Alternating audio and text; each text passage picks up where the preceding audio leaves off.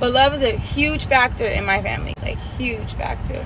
And I personally feel like I love the way I love, and like how hard I love and how deep I love, because of how deep and hard my family loved on me growing up. You know, I feel like upbringing has a lot to do with how people express their love to other people.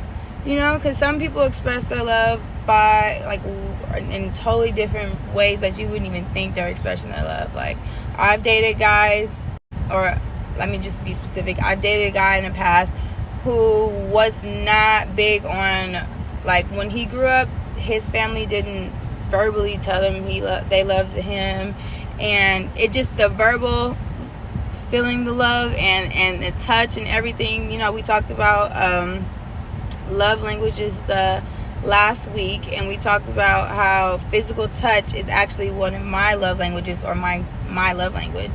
So I say that to say, the guy that I'm speaking of that I dated in the past, like, his upbringing, they didn't give him that physical touch, and they didn't give him that verbal love and support, and, like, you know, all that you need as a young kid growing up.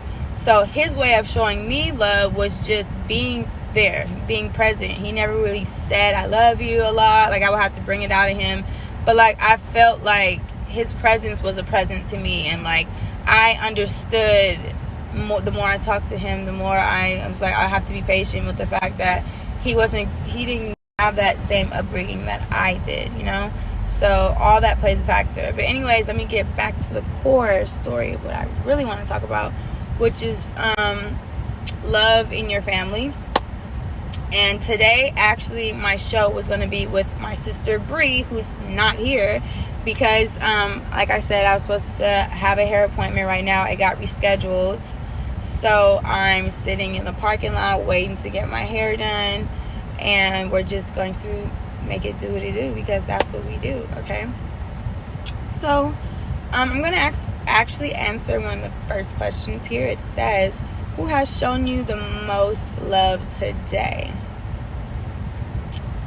And that brings me back to the topic that I wanted to talk to you guys about, which is my family. Like, I feel like when I get around my family, and specifically speaking today, I got to be around my auntie. My auntie lives in Georgia, and I never get to see her. I actually have 9 aunties, by the way, you guys. I don't know if you guys knew that, but I have 9 aunties.